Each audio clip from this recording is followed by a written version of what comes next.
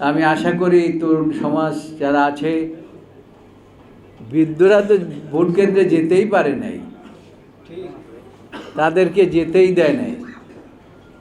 তারাও এবার ইনশাল্লাহ যেভাবেই হোক ভোট কেন্দ্র যাবে এবং ধানের শীষে অন্তত একটা ভোট দিয়ে তাদের যে 17 বছরের যে ব্যথা বেদনা এটা ভোলার চেষ্টা করবেন। কিছু লোক আছে তারা ফেসবুকে দেন, আরে বেগম খালেদা জিয়া তো বেঁচে নাই, তিনি মরে গেছেন।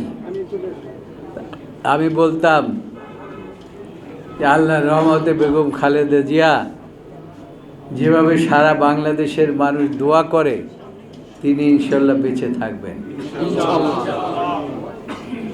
তাই আজকের এই যে দোয়া অনুষ্ঠানে আমি আপনাদেরকে অনুরোধ করব, দেশ একটা দুরবস্থার মধ্যে আছে, কঠিন সমস্যার মধ্যে আছে, বিভিন্ন রকম কর্মকাণ্ড করে নির্বাচন পিছানেরও পায়তারা হচ্ছে, নির্বাচন যাতে না হয় সেটারও পায়তারা হচ্ছে।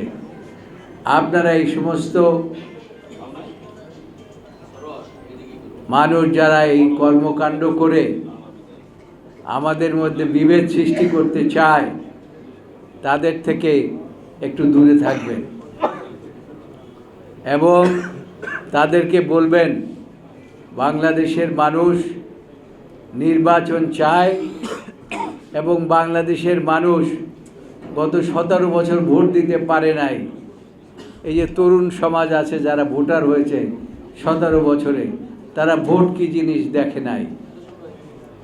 তাই এই জন্য একটা স্লোগান আছে কিন্তু যে এবার তারুণ্যের ভোট, প্রথম ভোট ধানের শীষের পক্ষে হোক। এটা আপনারা বিশ্বাস করেন? আমি আশা করি তরুণ সমাজ যারা আছে, বৃদ্ধরা তো ভোট কেন্দ্রে যেতেই পারে নাই, তাদেরকে যেতেই দেয় নাই। তারাও এবার ইনশাল্লাহ যেভাবেই হোক ভোট কেন্দ্র যাবে এবং ধানের শীষে অন্তত একটা ভোট দিয়ে তাদের যে 17 বছরের যে ব্যথা বেদনা এটা ভোলার চেষ্টা করবেন। এতে দুটো জিনিস হবে, সেটা হচ্ছে এই দেশের মানুষ আগামী দিনে শান্তিতে থাকতে পারবে। জনাব তারেক রহমান বলেছে, যদি আপনারা ধানের শীষে ভোট দিয়ে জয়লাভ করাতে পারেন তাহলে এই দেশে আর ওইরকম ফ্যাসিস্ট সরকারের সৃষ্টি হবে না। তিনি বলেছেন যে কোনো মানুষ না খেয়ে থাকবে না, কোনো তরুণ কর্মহীন থাকবে না।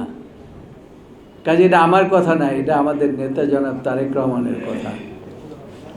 ইনশাআল্লাহ আমি আশা করি খুব বেশি সময় নেব না, আমি আরেকটি কথা বলে শেষ করতে চাই।